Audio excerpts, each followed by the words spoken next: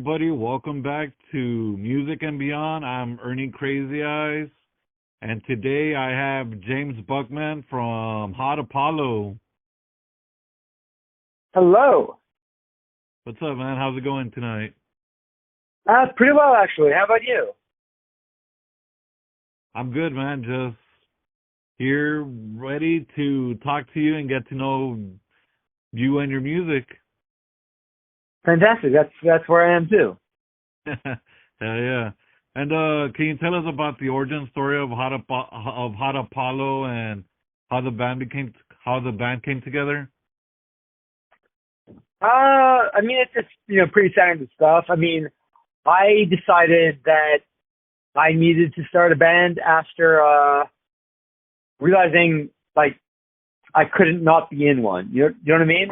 Like I'd always been around music and I've always been interested in it, and I've been in some bands in high school, but it always for a while it felt like an option, like something I could do, and I wanted to explore some others, and then eventually I realized no, I can't not have this in my life. I need this to be the shape and direction of my life. So I looked around for the right people, and it was a long process. But eventually I found the right ones, and it's been Hot Apollo ever since. That's awesome, man. And you guys have been going at it for at least 13 years, right? Yeah, that sounds about right. I'm not good with numbers, but yeah, probably around there. Yeah, I suck at numbers too. But yeah, dude, that's basically, wild. since high schoolish. And how's the?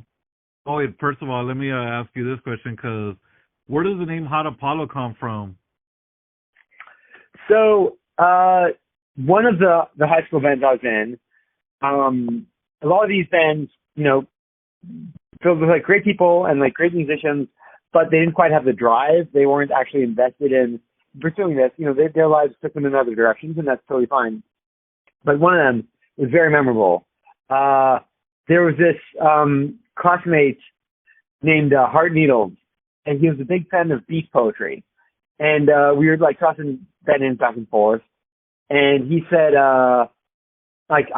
he thought Hot Apollo sounded cool. He'd gotten it from a line in an old Allen Ginsberg poem about the underground gay orgy scene in 1940s New York, something like that. Okay. Yeah. Where all these people who had to live their lives hiding a part of themselves could, in this one scenario, be fully, authentically free and whole, and then wear that openly. And so it was a poem about celebrating the beauty of that, called The Shrouded Stranger. And he took the name Hot Apollo from a line in that poem, and he thought it would be a perfect name. And then after a few weeks of trying to get this band going, he decided that music wasn't his calling. I don't know what he does now. I think he is a mountain climber and or a writer. I don't actually know, but he said that I should keep the name because if he were ever going to get back into music, he would call his band Hart Needles and the Love Dart. So he said I should keep the name, but if anyone ever asks, I have to tell them where I got the name from, and I got it from him, Hart Needles. Damn, that's crazy. That's a wild story too. But it works because you're honestly I was listening to your music, and I don't know, it's so different, but it's very, very entertaining, and rock music isn't really for dancing, but I don't know, this music makes me want to dance. Yes, okay, that you get it. That. I'm glad that worked because that's the intent. I rock music has always moved me, but I know that there are a lot of good rock music isn't necessarily versatile, and I always like the stuff that can kind of cross over, stuff like power pop, and dance rock, and there's so many good there's so much you can do with the breadth of rock music that's still can dip into other genres and areas of music and really like have a bit of something for everyone, honestly, without like kind of sacrificing, what's at the core of us. Yeah, yeah. And honestly, like listening to your music kind of gave me a like an 80s vibe, but with the taste of like, like maybe the 90s. So it's a very good combination, honestly. Yeah, I kind of think there's so much, in the history, of music to kind of draw little influences from, but you've also got to keep an eye on the future and like what new stuff can you do for, informed by the lessons of the past. And Yeah, when you say definitely. like 80s, kind of 90s, kind of like, in between, kind of like, uh, make our own sort of time, kind of like Yeah, yeah. working on our own era. It's like a time capsule almost. But, Yeah, I hear what you you're know, saying. Yeah. a time capsule that just keeps growing and growing and growing. Like it's not Yeah. just A one time era, capsule. but Yeah. yeah, that's awesome, dude. Honestly, I like that. That's what. Yeah. And Time capsule of the past and the future kind of thing. yeah, yeah. I don't know, like if you haven't heard his music, like you guys need to go because it's a wild ride, honestly. What's his name? No, I'm saying your music. Oh, my music. Yeah. Yeah. Sorry. I thought you were talking. Yeah. Okay. Gotcha. Yeah. Yeah, no, like Agree. Totally agree. yeah, if you guys wanna go for a wild ride, go listen to Hot Apollo right now after listening to his interview. Yeah. And And we're easy to find, like Spotify, Apple, Bandcamp.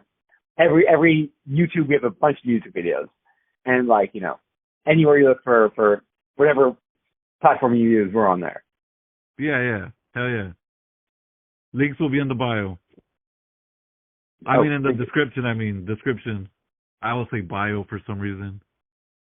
Because Instagram, because that's what I say. Like I link all my stuff in my Instagram bio, which is also how to follow. Oh So yeah, yeah, I that's kept true. saying links in bio. Yeah. So Yeah. I get the reflex. And what influences and inspirations shape your music? Are there any specific artists or bands that have a significant impact on your sound? You know what? I want to at least start by saying so okay, the artist who made me really certain that music was worth a try. When I started out, I I had a stage presence and I had a knack for writing poetry and lyrics, but I couldn't play any instruments. I mean, I guess I could like keep a beat on drums and like play like, I don't know, Louie Louie on piano, but that's about it. I hadn't even like picked up a guitar really since I was like 6, and that was only for like 6 minutes.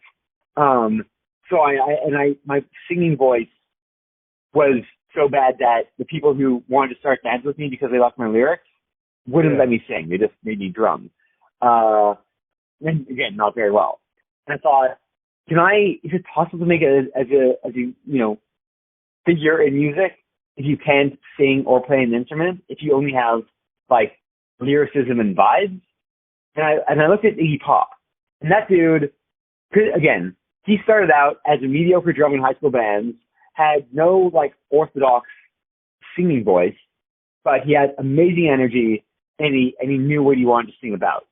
And I thought, if that dude can make a decade-spanning, successful career in music, then it's worth it for me to give it a shot at least. And so I kept at it, and through sheer stubbornness, I actually developed a pretty good voice. And learned how to play a bit of guitar, at least enough to kind of help, with the sort of music writing process. And but yeah, Iggy Pop was the one who made me think, all right, yeah, a kid like me can do it. Dang, hell yeah. I actually haven't heard that name in a very long time. It's a fun name to say. You should hear it more often. It's like saying the name Iggy Pop. Like that was Yeah, before I Iggy. even heard his music. I thought, like I remember being a kid and my friend would tell me about him. I thought, I don't know what that is, but that's a cool name. And I will say the music, a lot of the music I first heard didn't sound like the name, but it's still a great name and great music. Yeah, So I'll totally. always, and that dude's he's still doing it. He hasn't lost a step. He's what, like 80? He's still rocking it. I love him for that. That's awesome. Yeah. Yeah. And your latest single, Perfect Storm, like it's an amazing song. I love it. And is there any time where we could possibly hear some new Hot Apollo music? We are actually currently in the process of recording our third full length album. Ooh, We've been debuting like cuts from it over time at our live shows. By the way, like we play a lot of shows around Toronto and Canada. So if you're ever yeah. around there and want to hear like some sneak peeks of some new stuff, keep an eye on our socials. We're actually playing a show at June 8th at a cool like punk venue called the Doc Ellis. Yeah, June 8th, a Saturday night, and we're going to be bringing out some new stuff there too. Actually, one song we just wrote this week is going to be debuted there, but we're aiming to get the full album out around the end of the year, around the end of 2024, and our first single should be out around midsummer. And Oh, nice. you can't hear it anywhere yet unless you catch us live. It's already become a staple of our live sets, but it's called So Toned Up, and it's funkier than a lot of our other stuff, and it's a lot of fun to vibe with. Can't wait to hear that song and the new album. I'm excited. And Oh as a man, band so am from I. and as a band from Toronto, what's your perspective in the local music scene, and how has it influenced your growth and style? So nothing's perfect, but I do think that Toronto's music scene is up there. Like it's we're not like New York or London, but we're uh like Toronto is like it does have a pretty healthy and like varied music scene. There are so many different kinds of bands, and like we've had the fortune to play with like a lot of them, and it's always a great time. There's always someone new, and they're like new places to hear it, like new venues popping up, new like styles, new people entering the scene all the time. So it is great. And like again, is there room for improvement? Always, yes. And I will say, like, I have heard some people get down on this city, but they're the people who haven't been anywhere else. Like, I've done a fair bit of traveling and seen what some other places have to offer, and there are not many places I would prefer to be in than Toronto. So it's something going to get better because people are like fighting so hard to improve it, and it's just it's kind of inspiring to like be surrounded by so many people in the music scene who share these same ideals for what a thriving like music culture should be. Yeah. And I feel like that's everywhere too, like, where everybody's just trying to keep the music alive, and it's beautiful that we should, like, because there is so many local musicians here that have amazing music, and it should be heard. Yeah, and I mean that is a wonderful thing. Like, you don't need a music scene to hear music. Like, it's easier than it has ever been to just make some music in your bedroom and put it out on the internet. That's fine, and like lots of good music comes out from that. But there's nothing like going to see like a live band perform, and that is something I have like always been acutely aware of. Like to the extent that like a Hot Apollo show is not just music. Music's awesome, but we also excel at giving like a full like experience. Yeah. The sound side, the feel of it. Like you can feel us when you're there, and I think that's so important. And I think my personal favorite bands are the ones that don't just step on stage and play songs. Not that there's anything wrong with that, but they come and they immerse you in their own world, and that's something that's always been at the front of my mind and at the top of my heart. Yeah, man, that's awesome, because that's how it should be. Yeah, no, I promise you. Like if you come to a Hot Apollo show, like you will be in a different world. You'll be in Hot Apollo's world, Well, damn, I'm gonna and have you'll to like it there freaking. for as long as you want to stay. All are welcome. I'm gonna have to start walking right now because I have a long walk. What part of the world do you live in? I live in Texas and I'm in the very bottom. All right, so it's a good spot for a nice walk. I mean, it's probably I like. I mean, I'll probably get there in like 2 years, but I'll get there eventually. yeah, we'll still be here when you do. We're never stopping. That's awesome, dude. You know, you've been going at it for like a decade or so. What's been the most memorable moment at a live show so far? So far. Okay, the first one to come to mind, it's not my absolute favorite, but like I think of it and it kind of makes me smile a bit. There was one show a few years ago there was a big like vegan festival in the city. And the organizer said I was vegan. So they wanted my band to play it. And so I'm not vegan. There was a time when I didn't know how to like cook, so I kind of mainly just ate fruit. But I've never been like intentionally vegan. I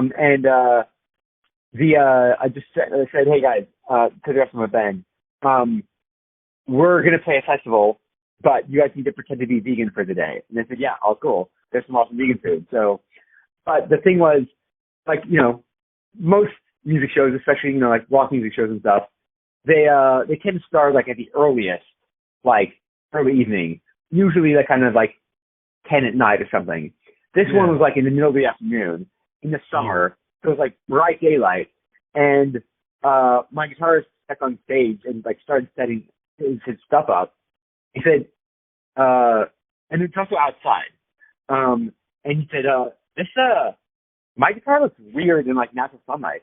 Like he'd never seen it in that environment before, because like it's either he's playing in his room or he's playing like at a bar at night generally, right? And he couldn't remember last time he'd seen his guitar, like, you know, that his show guitar outside in natural sunlight.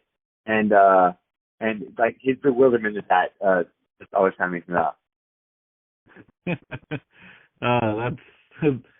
That's crazy. You know what? I never thought about that. Like, how many artists have only seen their instrument at night, or or during the day? Because, you know, like, nobody's going to show up during the day most of the time unless it's a festival. Yeah, and that was the first festival we played too, I think. So it was a number of new experiences. Oh, nice. That's awesome. But yeah. And being in a band often involves spending a lot of time together. What's the dynamic like within Hot Apollo, both on and off stage? Honestly, that was like one of the toughest parts about like putting the band together, because it's especially in a city like this, it's not hard to find like good musicians, like people who are skilled at playing their instruments. But that's like, you can't, like, a band isn't just a group of people who individually play their instruments well. It's about, well, obviously playing their instruments well together in a way that's cohesive, but also, at least for me, it's so much more than that. It's how like people interact with each other outside of their musicianship. Like, and, you know, like socially, it's great. Like, and I'll say both in terms of vibes and in terms of non-musical skill sets, the roster of Hot Apollo is such a wonderful combination. Each person's mind works so differently from each other members, and that gives us so much of an advantage, because we have this shared goal in mind, but we're coming at it from all these different perspectives, and that gets us there in a way that's both more efficient and fuller. Does that make sense? And then I really appreciate that, and it's like the people in my band, they're just awesome people to spend time with. You know, like like getting together for rehearsal is like such a fun time. It's great to be in the room with these people. That's awesome, dude. Um, cause yeah, like I mean, I'm sure you guys, like I don't know how long you guys like practice or see each other and stuff. So to be able to have that energy and be together all the time or whenever it's needed, like like it's awesome. Yeah, and yeah, the dedication, the commitment. That's what being in a band is about. I don't think I could ever do that. I mean, I to me, it's like it's not that different from like any kind of relationship, right? Like in a True, romantic true. relationship, like the sex can be good, but if you don't have anything to talk about over breakfast, then it's probably not going to last. And I think like a band can be like that too, where like you can play well together on stage, but if you can't stand each other off stage, like it's probably not going to last. And there are exceptions. I mean, Joey and Johnny Ramone hated each other from everything I've heard, and they stayed together until they died. So there are exceptions, but I think it's generally preferable to be, in any kind of relationship, musical, artistic, romantic, platonic, with people you just really vibe with. Yeah. And I'm so fortunate to have found that, at least musically. Romantically, not yet, but musically, heck yes. Hell yeah, that makes sense. And if you could collaborate with any artist, living or dead, who would it be and why? Dead, Mark Bolan, because that dude, I love how that dude's another artist who just wore his like geekiness on his sleeve. Like he wrote songs about like, I mean, he was also kind of a fantasist, and he kind of had his own like world in his head, and that's something I really relate to. But he was also like, glam as the heavens, like he was all like, get out there, get on stage, cocked out, glitter on, and like kind of that's what I'm about too. And so I think that'd be a lot of fun. Living, I would say, first name that comes to mind is Gerard Way for a lot of the same reasons, or maybe Debbie Harry. I think there's something about I feel as though doing a duet with Debbie Harry would be a lot of fun. I think our voices would kind of play well together in weird ways. I could see that. That'd be awesome. Yeah.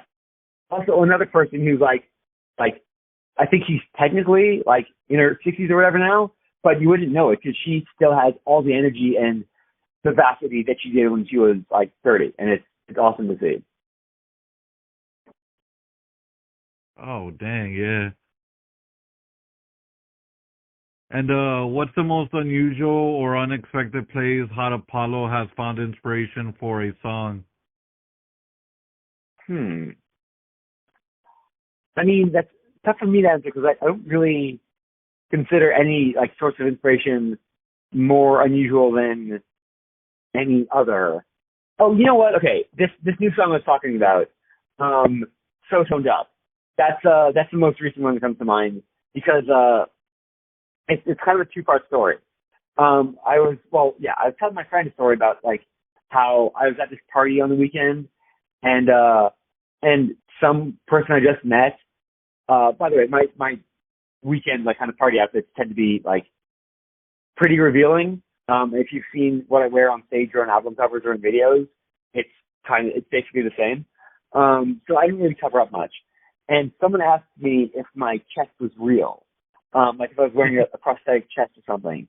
And I said no. I was kind of confused by the question.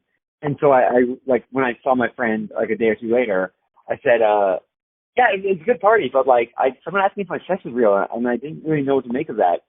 And she said, "Oh no, I know what they're talking about. It's because you're so toned up." And I thought, all right, cool, yeah, I like that phrase. And like next day at band practice, we wrote the song off that. So yeah, that song came because someone wasn't sure my chest was actually my real chest. Oh my God, that's great. Wow. I'm actually mind blown right now because that's like something, that's the first time I've ever heard something like that. Keep it weird, Canada. I love it. Yeah. Although you know what, that's not the only Hot Apollo story that involves my chest. Right after we put out our first single, I was just like wandering around, one summer night, and there was this game store that had a cool like window display. So I went in to just like check it out. I had nowhere to be, just kind of vibing with the summer night. And some guy was in there with his girlfriend, and like went up to me and like excitedly asked for like a picture with me because he recognized me from this one single I put out on Spotify. And he Yeah. say, "Oh man, I so cool. You're in Toronto. I've been loving the song. And can I get a picture with you?" So yeah, I took a picture with the dude and chatted with him for a while. And then only after that did I realize that the only picture of me on Spotify was the album cover for that single, which was just a shot of my chest with the band logo on it. And I thought, yo, I just got recognized from my chest. My chest is that iconic. Oh my So yeah, god. That's pretty wild. yeah, my chest knocks down doors. And what's been the biggest challenge you faced as a band, and how did you overcome it? I guess just in general, the challenge is, again, as I said, it's so easy to like get out there and like put your music out, on the internet or wherever for the world. But that does mean that there's a lot of it out there, and it makes any individual, piece of art, harder for people to find. So I think, like making the music, like playing the music, so easy, a joy. But kind of, I don't quite have a mind that's naturally attuned to like the business side of things. So that is more challenging for me. And I really have to like try hard to, uh, rise above the sort of signal noise ratio and get our music in front of the right eyes and ears. So I'd say that the hardest part right now is just getting music out in the right places for so that the right people see it. So that more people see it, I guess. I want to push it out to the furthest reaches of the cosmos. So yeah, that is the continuing challenge, but it's one I signed on for. Yeah, I mean, it's kind of hard putting it out there when there's like, especially nowadays, it's kind of like everybody has a band, everybody's a musician, and there's just so much music to listen to now. Yeah, and that's great, and I love that. But it does bring its own challenges. I think it's on the whole better than it was, in the '70s or whatever, when it's like, unless you have the right connections, you'll never get like in a studio to even like record your music like to any sort of listenable quality, and even that is like prohibitively expensive. Now anyone with like, I mean, if you really want and you're like good with like, soundproofing, you can get like a halfway decent demo from like this phone.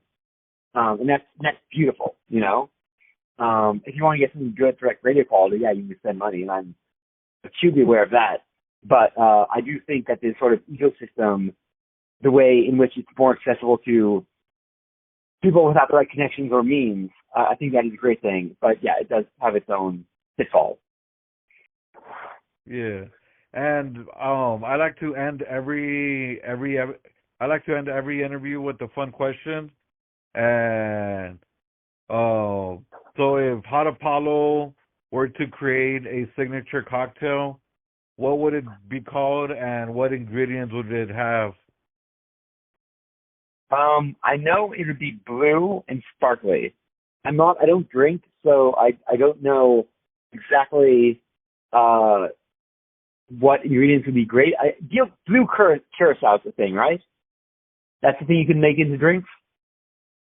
Yeah, okay. I'm thinking blue curacao, some rum. I like the fruity drinks. If I did drink, I think I'd drink all like the sweet fruity ones.